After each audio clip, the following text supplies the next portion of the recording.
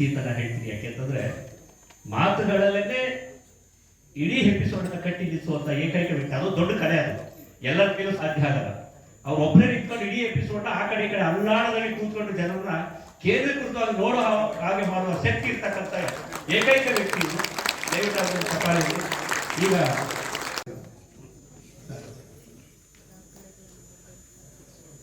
ರಾಮನಾಥ್ ಋಗ್ವೇದಿ ಅವರಿಗೆ ಬಲಗೈಯಾಗಿ ಅಲ್ಲಿ ಇನ್ನು ಈಗ ನೀವು ನಿರ್ದೇಶಕರ ಮಾತನ್ನು ಕೇಳೋ ಸಮಯ.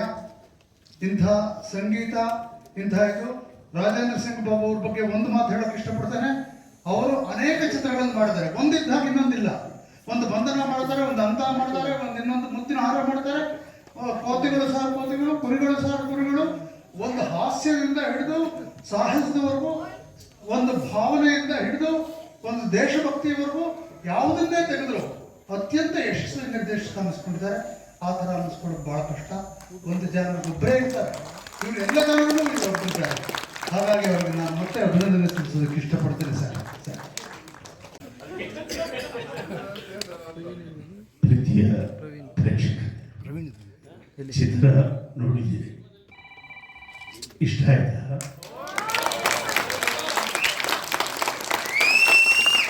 ಈ ಕನ್ನಡಿಗರು ಎಷ್ಟು ಮುಗ್ಧರು ಸರ್. ಈ ಚಿತ್ರದ ಕ್ಲೈಮ್ಯಾಕ್ಸ್ ಇಷ್ಟ ಆಯಿತು ಅಂತ ಚಪ್ಪಾಳೆ ತಟ್ಟಿದ್ದಾರೆ ಪ್ರೇಕ್ಷಕರೇ. ನೀವು ಚಪ್ಪಾಳೆ ತಟ್ಟಿದ್ದು ಬಾಬು ಅವ್ರಿಗಿರಲಿ, ಆ ಚಿತ್ರದ ಕ್ಲೈಮ್ಯಾಕ್ಸ್ಗೆ ನೀವು ಚಪ್ಪಾಳೆ ತಟ್ಟಬೇಡಿ. ಯಾಕೆಂದರೆ ಇವತ್ತು ಉಕ್ರೇನಲ್ಲಿ, ಗಾಜಾದಲ್ಲಿ, ಹಮಾಸ್ನಲ್ಲಿ ಲಕ್ಷ ಲಕ್ಷ ಜನರನ್ನ ಕೊಲ್ತಾ ಇದ್ದಾರೆ. ಮನುಷ್ಯರನ್ನು ಕೊಲ್ಲೋದು ಹೇಗೆ? ಯುದ್ಧದಿಂದ. ಆ ಯುದ್ಧ ಈ ಜಗತ್ತಿನ ನಾಗರಿಕತೆ, ಈ ಮಾನವ ಸಮಾಜವನ್ನು ನಿರ್ನಾಮ ಮಾಡುತ್ತೆ.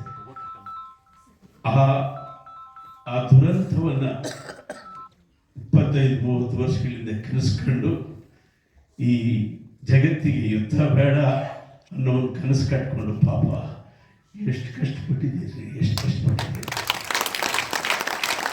ನಾನು ಸ್ವಲ್ಪ ತಮಾಷೆಗೆ ಹೇಳ್ತೀನಿ, ಬೈಕೋಬೇಡಿ.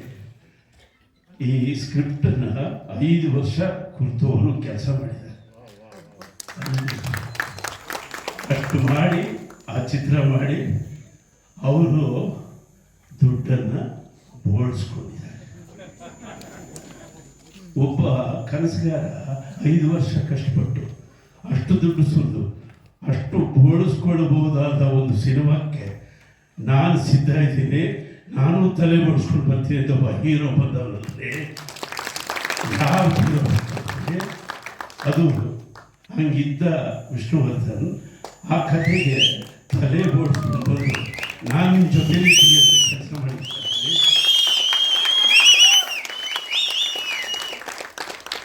ಇದು ಅಂದರೆ ಕಲೆಗಾಗಿ ಸರ್ವಸ್ವವನ್ನು ತ್ಯಾಗ ಮಾಡುವ ದೊಡ್ಡ ಗುಣ ಅನ್ನೋದು ಇಲ್ಲಿರುತ್ತೆ. ಇವತ್ತು ವಿಷ್ಣುವರ್ಧನ್ ಅವರು ಈ ಚಿತ್ರಕ್ಕೆ ಒಪ್ಪಿಗೆ ಕೊಡಲಿಲ್ಲ ಅಂದರೆ ನಮಗೆ ಇಂಥ ಮುತ್ತಿನ ಹಾರ ನಮ್ಮಲ್ಲಿ ಬಾಬುಗೆ ಎಷ್ಟು ಹೊಗಳೋದು ಸಾಧ್ಯ. ಇವತ್ತು ಪ್ರಜಾವಾಣಿಯಲ್ಲಿ ಅವ್ರ ಬಗ್ಗೆ ಒಂದು ಒಳ್ಳೆ ಲೇಖನ ಬಂದಿದೆ. ಬಾಬು, ರಾಜೇಂದ್ರ ಸಿಂಗ್ ಬಾಬು ಅವರು ಒಂದು ಬೆರಗು ಅಂತ ಹೇಳಿದ್ದಾರೆ. ನೋಡಿ ಎಷ್ಟು ಒಳ್ಳೆ ಮಾತು. ಅದೊಂದು ಬೆರಗು, ಅದರ ಜೊತೆಯಲ್ಲಿ ಅವರೊಂದು ಪ್ರಯೋಗ ಶಾಲೆ ಅಂತ ಕೂಡ ಬರ್ತಿದ್ದಾರೆ. ಅದು ಬಹಳ ಬಹಳ ಮುಖ್ಯ. ಅವರೊಂದು ಬೆರಗು, ಅವರೊಂದು ಪ್ರಯೋಗ ಶಾಲೆ ನಮಗೆಲ್ಲರಿಗೂ ಸ್ಫೂರ್ತಿ ಕೊಟ್ಟಂಥ ಅತಿ ದೊಡ್ಡ ನಿರ್ದೇಶಕ. ಇವರಿಗೆ ನಿಜವಾಗಿಯೂ ಈ ದೇಶ ಪದ್ಮವಿಭೂಷಣ ಪ್ರಶಸ್ತಿಯನ್ನು ಕೊಡಬೇಕು. ಈ ಚಿತ್ರವನ್ನು ಸ್ವಲ್ಪ ಎಲ್ಲ ಎಡಿಟ್ ಮಾಡಿ ಇಂಗ್ಲೀಷ್ಗೆ ಡಬ್ ಮಾಡಿ ಇವತ್ತು ಜಗತ್ತಿಗೆ ತೋರಿಸ್ಬೇಕು. ಇದನ್ನು ಯುದ್ಧ ಬೇಡ ಅನ್ನುವ ಚಿತ್ರ ಒಂದು ಇಂಗ್ಲೀಷ್ ಭಾಷೆಯಲ್ಲಿ ಜಗತ್ತಿನಾದ್ಯಂತ ಓಡಾಡಲಿ ಅಂತ ನಾನು ಹಾರೈಸಿ ಬಾಬು ಅವರಿಗೆ ನಾನು ಕನ್ನಡ ತಾಯಿಯಲ್ಲಿ ಕೇಳ್ಕೊಡೋದು ಏನಂದರೆ, ಅವರಿಗೆ ಈಗ 50 ವರ್ಷ ಉದ್ಯಮದಲ್ಲೇ ಆಗಿದೆ. ಆ ತಾಯಿ ಇನ್ನೊಂದು 50 ವರ್ಷ ಸ್ಯಾಂಕ್ಷನ್ ಮಾಡಲಿ ಅಂತ ಕೇಳ್ತಾರೆ.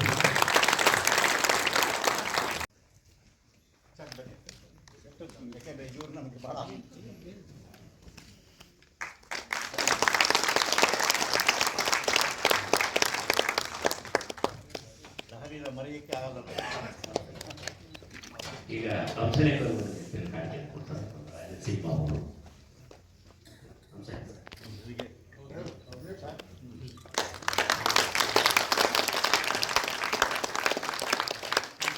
PN ಸೀತಾರಾಮ ಸರ್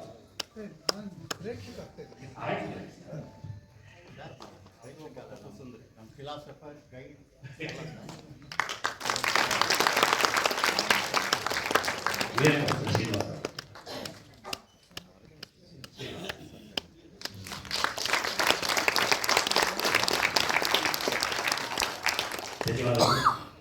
ಜನ ಮಾತ್ರ ಅಲ್ಲ, ಲಕ್ಷ ಲಕ್ಷ ಭಾವನೆಗಳನ್ನು ಕೂಡ ಇದನ್ನು ಕೊಡ್ತದೆ. ಆಮೇಲೆ ಅದರಲ್ಲಿ ಅತ್ಯಂತ ಅದ್ಭುತವಾದ ಹಾಡುಗಳನ್ನು ಶಿವರಂಜನಿ ರಾಗದಲ್ಲೊಂದು ನಮ್ಮ ಹಂಸರೇಖ ಅವರೊಂದು ಹಾಡು ಶಿವರಂಜನಿ ರಾಗ ಕೆಲವು ನಮಸ್ಕಾರ.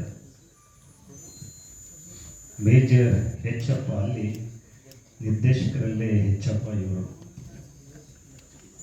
ಇಲ್ಲ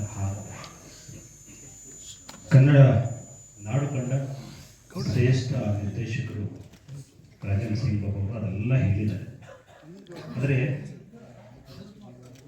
ಆ ಸಿನಿಮಾ 40 ವರ್ಷದ ಸಿನಿಮಾ, ಹೊಸ ಸಿನಿಮಾಗಳು ಇವತ್ತು ಗಾಂಧಿನಗರದಲ್ಲಿ 10 ಜನ ಇಲ್ಲ ಅಂತಂದಾಗ ಇಷ್ಟು ಜನ ಬಂದು ನೋಡ್ತಿದ್ದಾರೆ.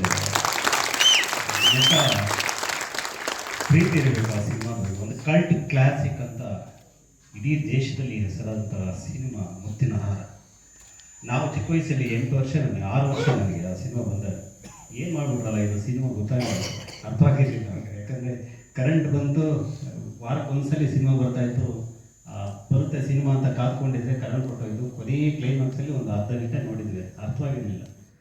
ಆಮೇಲೆ ಇವತ್ತಿನ ಸಂದರ್ಭಕ್ಕೆ ಮಲ್ಲಿಕಾ ಸರ್ ಹೇಳಿದಾಗೆ ಈ ಸಿನಿಮಾ ನೋಡಿದಾಗ ಒಂದು 30 ವರ್ಷ ಅಡ್ವಾನ್ಸ್ ಆಗಿ ಅವ್ರು ಯೋಚನೆ ಮಾಡಿ ಸಿನಿಮಾವನ್ನು ಮಾಡಿದಾರಲ್ವ, ಇದು ಕೊಟ್ಟ ಸಂದೇಶ ಇದೆಯಲ್ಲ ಅದು ಅದ್ಭುತ.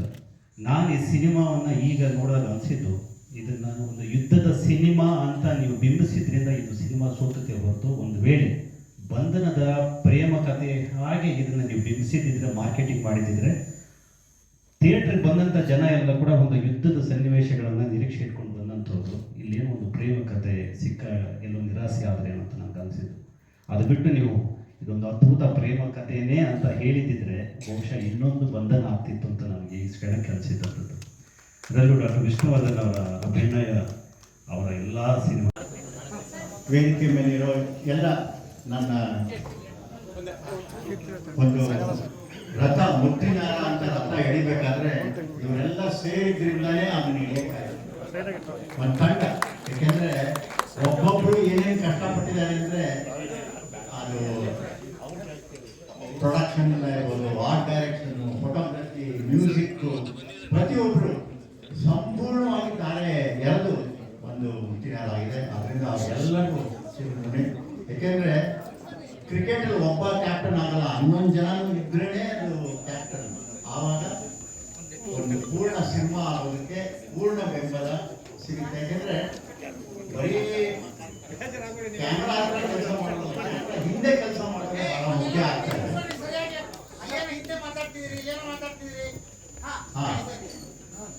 ಈಗ ಎಲ್ಲರಿಗೂ ಧನ್ಯವಾದಗಳು. ಯಾಕೆಂದ್ರೆ ಯಾವುದೇ ಸಿನಿಮಾ ಮಾಡಿದ್ರು ಪ್ರೇಕ್ಷಕರು ಬಹಳ ಮುಖ್ಯ ಆಗ್ತಾರೆ. ಅವರಿಲ್ಲ ಅಂದ್ರೆ ಯಾವ ಸಿನಿಮಾನೇ ಇಲ್ಲ. ಅದರಿಂದ ಮೊದಲು ನಾವು ಪ್ರೇಕ್ಷಕರನ್ನ, ಯಾಕೆಂದ್ರೆ ಈ ಸಿನಿಮಾ ಇಂಡಸ್ಟ್ರಿ ಬದುಕಿರೋದೇ ಪ್ರೇಕ್ಷಕರು, ಅವ್ರ ಚಪ್ಪಾಳೆ, ಅವ್ರ ಕಣ್ಣೀರು, ಅವ್ರ ನಗು. ಯಾಕಂದ್ರೆ 2.5 ಗಂಟೆ ಎಲ್ಲೋ ಕಷ್ಟಪಟ್ಟು ಕೂಲಿ ಮಾಡಿ ಅಲ್ಲೆಲ್ಲೋ ತಂದು ನಮಗೆ ಕೊಟ್ಟು 100 ರೂಪಾಯಿ 70 ರೂಪಾಯಿ ಕೊಟ್ಟು 2.5 ಗಂಟೆ ನಾವು ಕೂಡಾಕ್ತೀವಿ. ಅದನ್ನ ನೋಡಿ ಅದರಲ್ಲಿ ಮೆಚ್ಕೊಂಡು ನಮ್ಗೆ ಚಪ್ಪಾಳೆ ತಟ್ಟಿ ಬೇಷ್ ಅಂದಾಗ ಅದಕ್ಕಿಂತ ಸ್ವರ್ಗ ಇನ್ನೊಂದಿಲ್ಲ. 2 ಮಾತು ನಮ್ಮ ಶ್ರೀನಿವಾಸ್ ಅವ್ರು ಕೇಳಿದ್ರು. ಮೊದಲನೇದಾಗಿ ಯಾಕೆ ಈ ವಿಷ್ಣುವರ್ಧನ್ ಈ ಪಾತ್ರಕ್ಕೆ ತಗೊಂಡ್ರಿ ಅಂತ. ವಿಷ್ಣುವರ್ಧನ್ ಇಲ್ಲದಿದ್ರೆ ಮುತ್ತಿನಾರಾಯಣ ಮಾಡ್ತಾನೆ ಇಲ್ಲ. ಯಾವ ಆಕ್ಟರ್ಗೆ ಒಬ್ಬ ಡೈರೆಕ್ಟರ್ ಫ್ರೆಂಡ್ಲಿ, ಒಬ್ಬ ಡೈರೆಕ್ಟರ್ಗೆ ಏನು ಬೇಕು ಅನ್ನೋದನ್ನ ಕೊಡ್ಬೇಕಲ್ಲ, ಅದು ವಿಷ್ಣುವರ್ಧನ್ ಅದರಲ್ಲಿ 2 ಇತ್ತು. 7ನೇ ವರ್ಷದಿಂದ ನಾವಿಬ್ರು ಒಂದು ಸೈಕಲ್ ಹೊಡ್ಕೊಂಡು ಮಸಾಲೆ ದೋಸೆ 1/2 ತಿನ್ಕೊಂಡು ನಮ್ಮ ಜರ್ನಿ ಇದ್ದ. ಅದನ್ನ ನಾನು ಅಷ್ಟು ವಿಷ್ಣುವರ್ಧನ್ನ ಹತ್ತಿರದಲ್ಲಿ ನೋಡಿ ಅವಾಗವಾಗ ಅವನ ಎಮೋಷನ್ಸು, ಅವನ ತಮಾಷೆ, ಅವನ ಫೀಲಿಂಗ್ಸ್ನೆಲ್ಲ ಗುರ್ಸಿದ್ದೆ. ಬಂಧನ ಆದಮೇಲೆ 5 ವರ್ಷ ನಾನು ಸಿನಿಮಾನೇ ಮಾಡಲಿಲ್ಲ, ಭಯ ಬಿಟ್ಬಿಟ್ಟೆ. ಎಲ್ಲಪ್ಪ ಇನ್ನೊಂದು ಸಿನಿಮಾ ಮಾಡೋದು ಬಂಧನ ಆಗ್ತದೆ ಅಂತ ಕತೆ ಹುಡುಕಿದ್ದು. ಓದಿದಾಗ ನನಗೆ ಮೈಂಡಿಗೆ ಬಂದಿದ್ದೆ ವಿಷ್ಣುವರ್ಧನ್. ಇನ್ನೊಂದು ಆಲ್ಟರ್ನೇಟಿವೇ ಇರಲಿಲ್ಲ, ಇನ್ಯಾವ ಆಲ್ಟರ್ನೇಟಿವ್ ಆ ಕಾಲದಲ್ಲಿ ಇರಲಿಲ್ಲ. ರಾಜ್ಕುಮಾರ್ ಅವ್ರ ಪಿಕ್ಚರ್ ನೋಡಿ ಹೇಳಿದ್ರು, ನಮಗೊಂದು ಇಂಥ ಪಾತ್ರ ಸಿಕ್ಕಿಲ್ವೇ ಅಂತ ಹೇಳ್ತಾರೆ. ಪಿಕ್ಚರ್ ನೋಡ್ಬಿಟ್ಟವರು ಎಂಥ ಒಳ್ಳೆ ಪಿಕ್ಚರು, ನಮಗೊಂದು ಪಾತ್ರ ಈ ಥರ ದೇಶದ ಬಗ್ಗೆ ಸಿಕ್ಲಿಲ್ವಲ್ಲ ಅಂತ ಫೀಲ್ ಮಾಡಿದ್ರು. ಆದರೆ ಅದು ಈ ಪಾತ್ರಗಳು ಇದೆಲ್ಲ ಅದು ಋಣ, ದೇವರು ಎಲ್ಲೆಲ್ಲಿ ಕೊಟ್ಟಿರ್ತಾನೋ ಅವ್ರವ್ರಿಗೆ ಸಂದಕ್ಕೆ ಆಗೋದು. ಹಾಗೆ ಒಂದು ಆಕ್ಸಿಡೆಂಟ್ ಆಯಿತು ಅದರಲ್ಲಿ, ತುಂಬ ಹಲವಾರು ಆಕ್ಸಿಡೆಂಟ್ ಆಗಿದೆ. ನಾನು ಅದನ್ನೆಲ್ಲ ಪುಸ್ತಕದಲ್ಲಿ ಬರೀತೀನಿ, ಮೇಕಿಂಗ್ ಆಫ್ ಮುತ್ತಿನಾರದಲ್ಲಿ ಹೇಗೆ ಅಂತ ಬರೀತೀನಿ. ಅದು ಒಂದು ಪ್ಯಾರಾಚೂಟ್ ಸೈಲಿಂಗ್ ಅಂತ ಇತ್ತು. ಆ ಪ್ಯಾರಾಚೂಟ್ ಸೈಲಿಂಗ್ ಅಲ್ಲಿ ಮನುಷ್ಯ ಮೇಲೆ ಹೋಗಿ ಪ್ಯಾರಾಚೂಟ್ ಇಂದ ಕೆಳಗಡೆ ಇಳಿಯೋದು, ಡ್ರಾಪ್ ಮಾಡ್ತಾರೆ. ಆ ಥರದ ಶಾರ್ಟ್ ಬೇಕಾಗಿತ್ತು. ಅದೆಲ್ಲ ಇವತ್ತಾದ್ರೆ ಕೂತ್ಕೊಂಡು ಕಣ್ಮುಚ್ಕೊಂಡ್ರೆ ಗ್ರಾಫಿಕ್ ಅಲ್ಲಿ ಮುಗಿಸ್ಬಿಡ್ಬೋದು. ಆದರೆ ಅವತ್ತು ಗ್ರಾಫಿಕ್ ಇರಲಿಲ್ಲ. ಡೈರೆಕ್ಟ್ ಆಗಿ ವಿಷ್ಣುವರ್ಧನ್ಗೆ ಪ್ಯಾರಾಚೂಟ್ ಹಾಕಿ 2-3 ಟೇಕ್ ತೆಗೆದ್ವಿ, ಸರಿ ಬರಲಿಲ್ಲ. ನಾನು ಬೇಡ ಸಾಕು, 2-3 ಶಾಟ್ ಸಿಕ್ಕಿದೆ ಅಲ್ಲ, ಇಲ್ಲ ಅಂತ ವಿಷ್ಣು ಹಠ ಮಾಡಿ ಇನ್ನೊಂದು ಶಾಟ್ ಟ್ರೈ ಮಾಡ್ಬೋಣ ಅಂತ. ಈ ಸಿನಿಮಾದಲ್ಲಿ ಇನ್ನೊಂದು ಶಾಟ್ ಅನ್ನೋದೇ ಬಹಳ ಡೇಂಜರ್. ಸೆಕೆಂಡ್ ಟೇಕ್ ಅಂದ ತಕ್ಷಣ ಬೇಕಾದಷ್ಟು ಜನಕ್ಕೆ ಆಕ್ಸಿಡೆಂಟ್ಗಳಾಗೋಗ್ತಿದೆ. ನೀವು ಚರಿತ್ರೆ ತೆಗೆದು ನೋಡಿ, ಟೇಕ್ 2 ಅಂದ್ರೆ ಅದು ಬಹಳ ಕಷ್ಟ, ಬದುಕೋದೇ ಇಲ್ಲ ಅವರು. ಅಂಥದ್ರಲ್ಲಿ ಅದು ಬೆಲೆ ಭಯ ಇತ್ತು ನನಗೆ. ಅದು ಏನಾಯಿತು, ಹೋಗ್ತಿದ್ದಂಗೆ ಲಾಕ್ ಓಪನ್ ಆಗಬೇಕು ಇಳಿಯುವಾಗ. ಬಿದ್ದ ತಕ್ಷಣ ವಿಷ್ಣು, ನಾನು 150 ಅಡಿ 200 ಅಡಿ ದೂರದಲ್ಲಿದ್ದೆ. ರಾಜಾರಾಮ್ ಸರ್ ಇವನೇನು ಹೇಳ್ತಾನೆ ಎಲ್ಲ ಓಡಿ ಸರ್. ನಾನು ಓಡಿದೆ ಅಲ್ಲಿಗೆ. ಯಾಕೆಂದ್ರೆ ಏನು ಹೆಚ್ಚು ಕಡಿಮೆ ಆಗ್ಬಿಟ್ರೆ ಇನ್ನು ಜೀವಂತ ಪರಿಣಾಮ ಅದು ನಾವು 7 ಜನ್ಮಕ್ಕೂ ಅದನ್ನು ಕ್ಯಾರಿ ಮಾಡ್ಬೇಕಾಗುತ್ತಲ್ಲ. ಹೆಚ್ಚು ಕಡಿಮೆ ಆಗ್ಬಿಟ್ರೆ ಪುಣ್ಯಕ್ಕೆ ಹೋದಾಗ ಏನು ಓಡಿ ಮಾಡಮ್ಮ, ನಾನು ಫಸ್ಟ್ ಕ್ಲಾಸ್ ಅಂದಾಗ ರಾತ್ರಿ ಒಂದು ಸ್ಕಾಚ್ ಓಪನ್ ಮಾಡ್ಬಿಡು ಅಂದ್ರೆ ಅಷ್ಟು ಸ್ನೇಹ ಇತ್ತು. ಹಾಗೆ ವಿಷ್ಣುವರ್ಧನ್ ತಲೆ ಬೋಳಿಸೋದಿದೆಯಲ್ಲ, ನಾನು ಕಥೆಯಲ್ಲಿ ಹೇಳೇ ಇರಲಿಲ್ಲ ವಿಷ್ಣುವರ್ಧನ್ಗೆ ತಲೆ ಬೋಳಿಸ್ಬೇಕಾಗುತ್ತೆ ಅಂತ. ಚೂರ್ಚೂರೆ ಡೈರೆಕ್ಟ್ ಒಂದು ಆರ್ಟಿಸ್ಟ್ನ ಹ್ಯಾಂಡಲ್ ಮಾಡೋದು ಬಹಳ ಮುಖ್ಯ ಆಗುತ್ತೆ. ಅವ್ರ ಮೂಡಿಗೆ, ಆಮೇಲೆ ಅವ್ರನ್ನ ಹ್ಯಾಂಡಲ್ ಮಾಡೋ ಟೆಕ್ನಿಕ್ಕು ನಮ್ಗೆ ಗೊತ್ತಿರಬೇಕು. ನಾವು ಡಿಕ್ಟೇಟ್ ಮಾಡೋಕ್ಕಾಗಲ್ಲ, ಏನಿದ್ರು ಪ್ರೀತಿಯಿಂದ ಗೆಲ್ಬೇಕು ಒಬ್ಬ ಆಕ್ಟರ್ನ. ಆ ಸಮಯದಲ್ಲಿ ಒಂದು ದಿವಸ ರಾತ್ರಿ ಹೇಳಿದೆ ಈ ಥರ ಇದೆ ಅಂತ. ಯಾಕೆಂದ್ರೆ ಅದು ಏನೇನಿತ್ತು ಅಂದ್ರೆ, ನಮ್ಮ ಸೀನ್ನಲ್ಲಿ ತಲೆ ಓಡಿಸ್ಬಿಟ್ಮೇಲೆ ಇನ್ನು 6 ತಿಂಗಳು ಬೇರೆ ಪಿಕ್ಚರ್ ಮಾಡೋಕ್ಕಿರಲಿಲ್ಲ. ಯಾಕಂದ್ರೆ ಹೇರ್ ಬೆಳಿಬೇಕು, ವೀಕ್ ಹಾಕಿದ್ರೆ ಮ್ಯಾಚ್ ಆಗಲ್ಲ, ಅದೆಲ್ಲ ಆಮೇಲೆ ಯೋಚನೆ ಮಾಡೋಣ. ಬಟ್ ನಂಗೆ ಒಂದೇ ಒಂದು ರಿಕ್ವೆಸ್ಟ್ ಅಂತ, ಏನಪ್ಪ ಅಂದ್ರೆ ನಾರಾಯಣ್ ಅಂತ ಹೇರ್ ಕಟಿಂಗ್ ಇದ್ದಾರೆ, ಅವರೇ ಮಾಡ್ತಾ ಇದ್ದಿದ್ದು ವಿಷ್ಣು ಹೇರ್ ಕಟಿಂಗ್. ಅವನಿಗೆ ಬಟ್ಟೆ ಹಾಕ್ಬಿಡು, ಅವನೇ ಮಾಡಲಿ ಅಂತ ಅವನಿಗೆ ಬಟ್ಟೆ ಹಾಕಿ, ಅದು ಏನು ಒಂದು ಅರ್ಧ ದಿವಸ ತೆಗೆದೀವಿ. ಸ್ವಲ್ಪ ಪೋರ್ಷನ್ ತೆಗೆಯೋದು, ಆಂಗಲ್ ಚೇಂಜ್ ಮಾಡೋದು, ಲೈಟ್ ಮಾಡೋದು, ಅದು ಆ ನೀರು ಹಾಕಿ ಆ ಮನುಷ್ಯ ಎಲ್ಲ ಇದು ಮಾಡ್ಬೇಕಾದ್ರೆ ಮತ್ತಿತ್ಲ ಕಡೆಯಿಂದ ತೆಗೆಯೋದು. ಹೀಗೆ ಆ ಶಾರ್ಟ್ಸ್ನ ತೆಗೆಯೋದಕ್ಕೆ ಏನಿಲ್ಲ ಅಂದ್ರೂ 10 hours ಮೇಲೆ ಆಯಿತು. ಅಷ್ಟೊತ್ತು ವಿಷ್ಣುವರ್ಧನ್ ಅಷ್ಟೂಳ ಮೇಲೆ ಕೂತಿದ್ರು. ನಿಜವಾಗ್ಲೂ ಇವತ್ತು ವಿಷ್ಣುವರ್ಧನ್, ಸುಹಾಸಿನಿ ಮತ್ತು ಎಂಟೈರ್ ಯೂನಿಟ್, ಕ್ಯಾಮ್ರಾ ಆಗಿರ್ಬೋದು, ಸ್ಟಂಟ್ನವರಾಗಿರ್ಬೋದು, ಪ್ರತಿಯೊಬ್ಬರು ಅಷ್ಟಷ್ಟು ಕಷ್ಟಪಟ್ಟಿದ್ದಾರೆ ಅಂದರೆ ಅದನ್ನು ಹೇಳೋಕ್ಕೆ ಯಾರು ಹೇಳಿದ್ರು ಅದು ನಂಬಕ್ಕೆ ಆಗಲ್ಲ. ಆ ಥರ ಕಷ್ಟಗಳು ಪಟ್ಟಿದ್ದೀವಿ. ಬಟ್ ಏನಂದರೆ ಒಂದು ತೆರೆ ಮೇಲೆ ನೋಡಿದಾಗ ಒಂದು ಸಂತೋಷ. ಇವತ್ತಿಗೂ ಮುತ್ತಿನಹಾರ ಒಂದು ಕ್ಲಾಸಿಕ್ ಅಂತಾರೆ. ಅದು ಹಾಗೇನೆ, ಕಾಗಸ್ಗೆ ಫುಲ್ ಮೊದಲು ಚೆನ್ನಾಗಿ ಹೋಗಲಿಲ್ಲ, ಆಮೇಲೆ ಕಾಗಸ್ಗೆ ಫುಲ್ ಒಂದು ಕ್ಲಾಸಿಕ್ ಆಯಿತು. ಮೇರಾ ನಾಮ್ ಜೋಕರ್ ಮೊದಲು ಓಡಲಿಲ್ಲ, ಆಮೇಲೆ ಕ್ಲಾಸಿಕ್ ಆಯಿತು.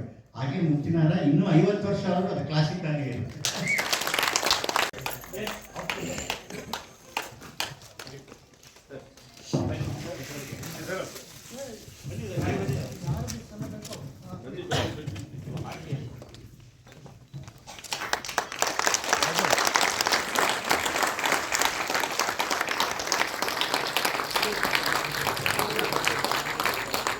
ಇನ್ನು ಹೆಚ್ಚಿನ ಚಪ್ಪಾಳೆಯ ಮುಖಾಂತರ ಧೀಮಂತ ನಿರ್ದೇಶಕ ಎಸ್ ವಿ ರಾಜೇಂದ್ರ ಸಿಂಗ್ ಬಾಬು ಅವರನ್ನ ಗೌರವಿಸಬೇಕು ಅಂತ ಕೇಳ್ತೀನಿ. Yes, sir. ಕನ್ನಡ ಚಿತ್ರರಂಗದಲ್ಲಿ ಎಲ್ಲ ಸೈಡ್ ಬರ್ರಿ ಸರ್ ಆನಂದ್ ಹಾಂ ಅಣ್ಣ ಎಸ್ ವಿ ರಾಜೇಂದ್ರ ಸಿಂಗ್ ಬಾಬು ಅವರಿಗೆ ಸನ್ಮಾನ ನಡೀತಾ ಇದೆ. ನಿಜವಾಗ್ಲೂ ಈ ಚಿತ್ರದ ಮೂಲಕ